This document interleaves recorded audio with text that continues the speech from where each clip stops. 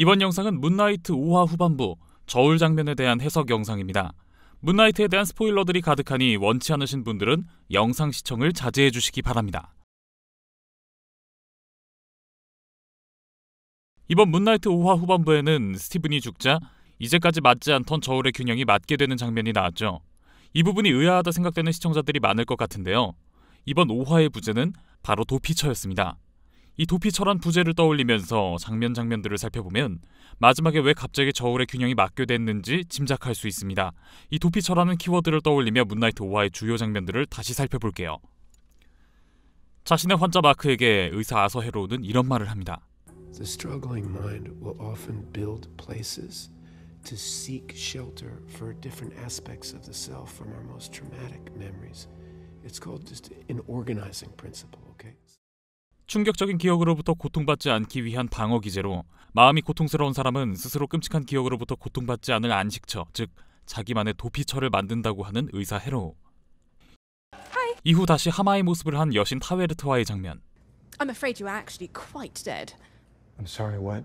출산의 여신 타웨르트는 스티븐과 마크가 죽어서 이곳에 왔고 이집트의 저승 두아트의 참모습을 인간들은 이해할 수가 없어 이 영역을 인식하기 위해 스스로 다른 장소로 보이게 하는데 이 정신병원이 바로 그러한 장소라고 말하죠. A psych ward's a first. Why would we imagine this realm to be a psychiatric hospital? This is the hospital. That's the imagination. Oh man, Dr. Harrow's right. This is an organizing principle. 마크는 이 정신병원이 정신과 의사 헤로우가 말했던 바로 그 스스로 만들어낸 도피처라고 생각합니다. 이후 타웨르트는 스티븐과 마크의 심장을 꺼내 그 무게를 재는데요. 이전에 헤로우가 스티븐의 죄의 무게를 쟀던 때와 같이 저울이 계속해 움직여 심장의 무게를 잴 수가 없습니다. 이를 통해 알 수 있는 건 원래 죽음의 신 아누비스와 안미트가 해야 하는 심장의 무게를 재거나 벌하는 일, 그리고 사자들을 내세로 안내하는 일을 타웨르트가 대신하고 있으며 심장의 무게를 재는 저울이 아누비스의 형상인 것을 보아 아누비스 역시 이 세계관에 존재하는 신이지만 그 역시 다른 여러 이집트의 신들과 함께 잠들어 있을 것이란 부분입니다. 타웨르트에 따르면 저울의 균형이 맞지 않을 시 영원히 두아트에 갇혀야 하고 살아 돌아가려면 오시리스의 문을 통해 두아트에서 빠져나가야 하는데 그러기 위해선 일단 저울의 균형이 맞아야 한다고 합니다. 이 배에는 삶의 모든 기억들이 보관되어 있기 때문에 두 사람이 서로에게 숨기고 있는 것을 다 털어놔야 비로소 제대로 무게를 잴 수 있다고 타웨르트는 말하죠. 다시 배 안으로 들어온 두 사람은 어린아이의 도와달라는 외침을 듣게 되는데 아이의 외침에 따라 들어간 방. Oh no, surely not all of them? 이곳은 지금까지 마크가 죽인 자들의 시체들이 있는 방이었죠. 그런데 Mark, why is there a child in a room filled with people that you've killed? 놀랍게도 이 방에는 어린아이도 있습니다. 지금 이 영상을 보고 계신 분들은 이미 문나이트 5화를 다 보셔서 이 아이의 정체를 다 알고 계시죠. 이 아이는 마크의 어린 시절 함께 동굴에 갔다가 비가 와 물이 차올라 결국 목숨을 잃은 마크의 동생 로로입니다. 그런데 이 로로의 장면에서 주목해야 할 부분이 하나 있는데요. 바로 마크가 죽인 사람들이 모여있는 이 방에서 마크가 죽인 다른 사람들은 모두 시체 상태인데 마크의 죽은 동생 로로만은 살아있는 모습으로 이들 앞에 나타났다는 점입니다. They were criminals, murderers, predators, the worst of the worst. Can't you want them punished? 마크는 시체들을 보고 이들 모두를 죽인 것을 바로 인정하면서 그들이 죽어 마땅한 자들이었다고 떳떳하게 말했습니다. 그들을 죽인 데에 마크는 죄의식을 전혀 느끼지 않고 있는 것이죠. 그런데 그가 죽인 사람들이 모여있는 곳에 로로가 함께 있는 것은, 그리고 오직 그런 로로만 살아있는 모습으로 마크 앞에 나타났다는 것은 마크에게 있어 그가 로로를 죽게 한 기억은 여전히 그를 괴롭히고 있는 살아있는 죄책감이자 고통이란 방증이겠죠. This is all your fault. This is all your fault. 로로의 죽음으로 슬픔에 매몰되어 버린 엄마는 마크에게 폭언과 학대를 하고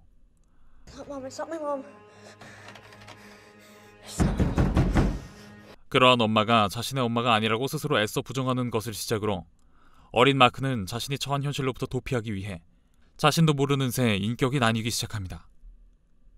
엄마가 미워하고 한심하다고 비난하는 현실에 비루한 자기 자신이 아니라 어린 마크가 스스로 생각했을 때 정말 멋지고 이상적인 모습을 상상하게 된 거죠.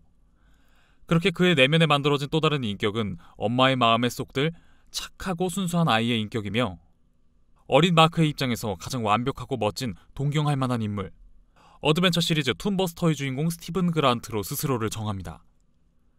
스티븐이 신화 공부에 그렇게 진심인 건 역시 그의 인격이 어드벤처 시리즈 툰버스터의 주인공 고고학 박사 스티븐 그란트로부터 비롯되었기 때문이고, 그의 목소리가 일반적인 성인 남성이라고 하기엔 너무 높은 것, 그리고 잘 보면 지금껏 그의 말투가 계속해 너무도 아이스러웠다는 것 역시 그가 그의 인격을 착한 아이로 설정했기 때문으로 볼 수 있습니다.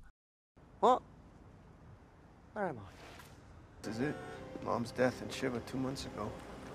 This was the moment our lives started bleeding into each other. 마크와 스티브가 완전히 지금의 상태가 된 건 2달 전 엄마의 장례식 날부터였는데요. 그 역시 어머니가 돌아가신 데에 대한 충격으로부터 스스로를 보호하기 위한 일종의 도피였겠죠.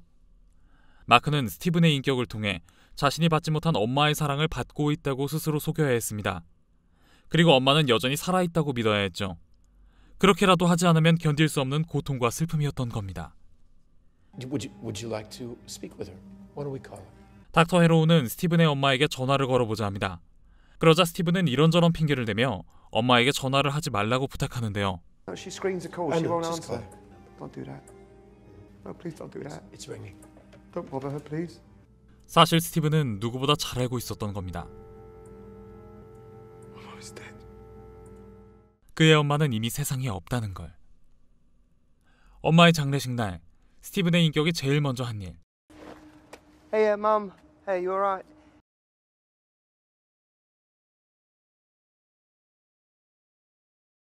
바로 엄마에게 전화를 하는 일이었는데요. 이때 잘 보면 폰의 화면은 전화 화면이 아니라 기본 홈 화면인 것을 알 수 있습니다. 1화 엄마와 통화하는 장면도 다시 보면 스티븐의 폰은 검은 화면으로 나오거나 가리기에 급급한데요. 애초에 이 엄마와의 전화 통화도 전부 스티븐의 상상일 뿐이었던 거죠. 마크는 상상으로나마 엄마의 사랑을 받는 엄마와 친한 아들이고 싶었던 겁니다. 모든 것을 알게 된 스티븐. 그런 스티븐은 마크의 아픈 상처를 어루어 달래줍니다. Mark, all those horrible things that she said to you, she was wrong. It wasn't your fault. Hey, you were just a child. It wasn't your fault. 그 사이 벤은 두아트를 빠져나갈 수 있는 오시리스의 문까지 당도하지만 저울의 균형이 맞지 않아 문이 열리지 않는 상황.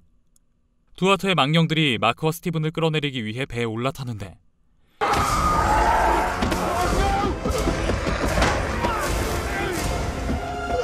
이 과정에서 스티븐은 마크를 구하고 스스로를 희생하게 되어 두아트에 떨어져 죽음을 맞게 됩니다.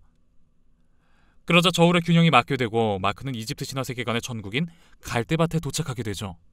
마크는 살인을 수없이 했지만 결국 갈대밭에 가게 되었습니다. 이는즉 심장의 무게를 재는 것으로 판별하는 죄의 유무는 스스로 죄를 지었다고 생각하는 죄책감의 유무가 가장 중요한 부분으로 작용한다는 것을 미루어 짐작할 수 있게 합니다. 이 에피소드의 제목이기도 한 도피처. 마크의 진정한 도피처는 그가 만들어낸 정신병원이 아니라 바로 스티븐이었던 거죠. 그러한 도피처를 만들 수밖에 없었던 것은 바로 마크가 평생 짓눌려온 그의 죄책감 때문이었죠. 그렇기에 마크가 만들어낸 스티븐이라는 인격은 그의 도피처임과 동시에 그의 죄책감이기도 합니다. 아서 헤로우는 마크에게 스스로 돕지 못하는 자는 구원받지 못한다라는 말을 했는데요. I can't save anyone who won't save themselves. 이 말은 정신병원에서 비슷하게 반복되는 형태로 한 번 더 강조됩니다. I can't help you if you don't help yourself. 스티븐이 마크에게 너의 잘못이 아니라 말하며 그를 평생 괴롭혀온 죄책감을 가질 필요가 없다 말해준 것은 You were just a child. It wasn't your fault. 마크에 대한 스스로의 구원으로 볼 수 있겠죠. 위기의 순간 항상 마크의 도움을 받던 스티븐은 이번엔 반대로 마크를 돕고 그 자신을 희생하여 죽음을 상징하는 두아트에 남게 됩니다. 이곳 사후 세계에서 마크가 스스로 떳떳하게 죽인 자들은 죽은 상태로, 그를 여전히 괴롭히고 있는 죄책감 로로는 살아있는 상태로 나타났었죠.